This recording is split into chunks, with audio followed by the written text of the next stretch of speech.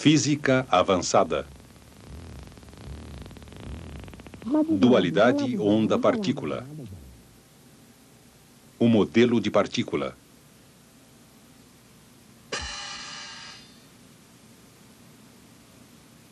No início, disse Deus, haja luz. E houve luz. O que exatamente? O que é luz? Como ela difere das trevas? Cientistas gregos acreditavam que o próprio olho fosse a fonte de luz.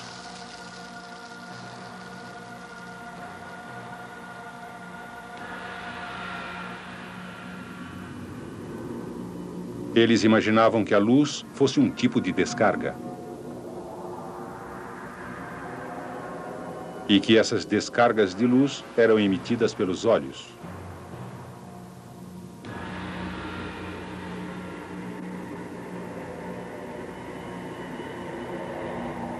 Sem os olhos, não haveria luz. Outros acreditavam que a luz não vinha dos olhos, mas sim de outras fontes. Qualquer que fosse a fonte, parecia razoável imaginar que a luz se deslocava.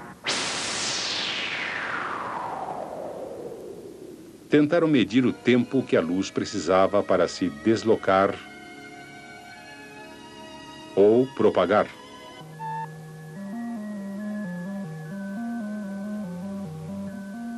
Mas os cientistas não conseguiram observar a propagação da luz.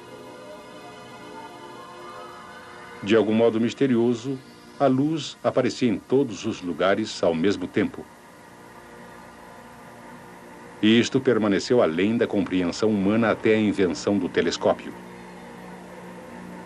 No final do século XVII, Olaf Römer estudou a luz de Júpiter em vários pontos da órbita da Terra. Suas observações somente podiam ser explicadas supondo que a luz se deslocava atravessando a órbita da Terra em cerca de 16 minutos. Essa é uma distância de mais de 300 milhões de quilômetros. Pelo menos nesse caso, havia uma prova da enorme velocidade da luz. Os cientistas vinham há tempo pesquisando o mundo familiar à sua volta, procurando modelos para ajudar a explicar a propagação da luz. Pouco depois das observações de Römer, o respeitado cientista Sir Isaac Newton emprestou sua fama ao modelo de partícula da luz.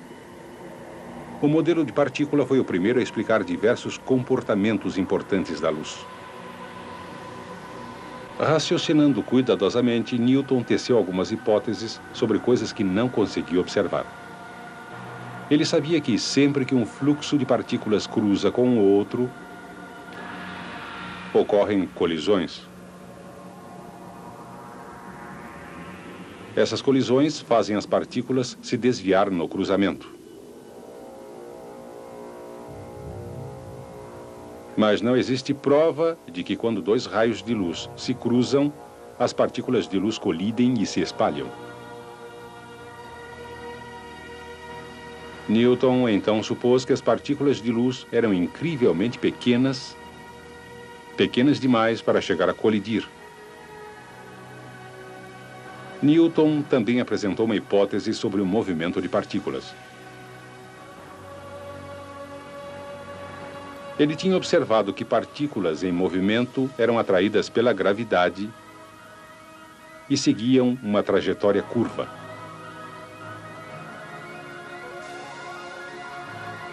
Quanto mais rápida a partícula, mais reto o movimento. Newton então supôs que uma partícula que se movesse tão depressa quanto a luz faria o movimento em linha reta ou propagação retilínea.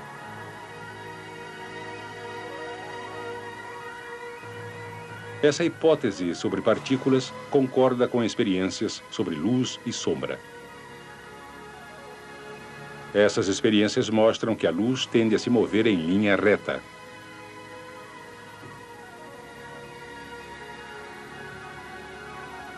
O comportamento das partículas pode explicar diversas propriedades bem conhecidas da luz. Partículas em movimento tendem a ricochetear em uma barreira. O ângulo com que uma partícula atinge a barreira é igual ao ângulo com que deixa a barreira. Essa geometria de reflexão pode ser demonstrada com muitas partículas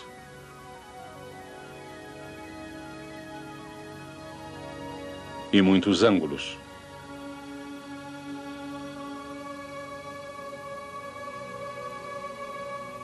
Esse comportamento de partícula é um bom modelo para a luz, porque um raio de luz é refletido por um espelho da mesma maneira.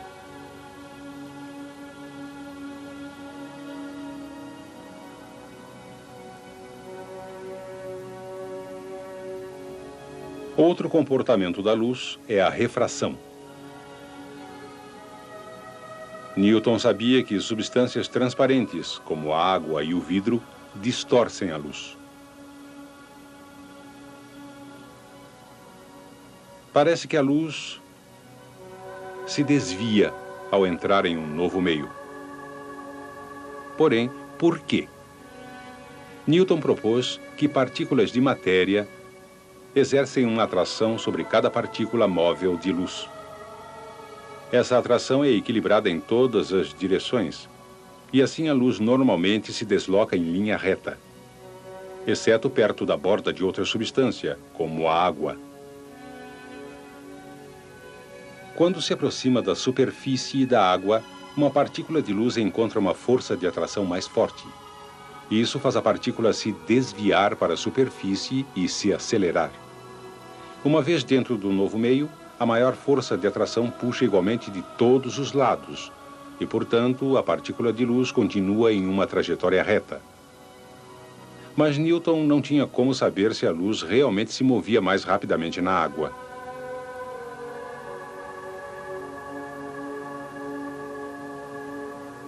Era mais uma hipótese necessária para seu modelo de partícula.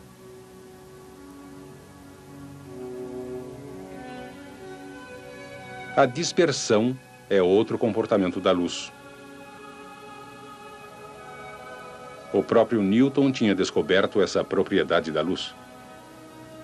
Ele passou luz através de uma fenda para produzir um feixe estreito. Interrompeu o feixe com um prisma. O prisma dividiu a luz branca em bandas de cor. Para explicar esse comportamento, Newton sugeriu que um feixe de luz era uma mistura de partículas de tamanhos diferentes. A superfície do vidro as atrai e as desvia de acordo com seu tamanho. Assim, o prisma separa a luz em raios de partículas do mesmo tamanho. Vemos estes raios como cores diferentes.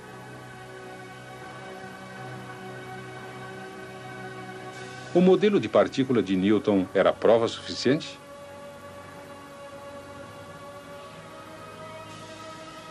Até Newton foi cauteloso a esse respeito. Mas sua reputação foi suficiente para convencer a comunidade científica.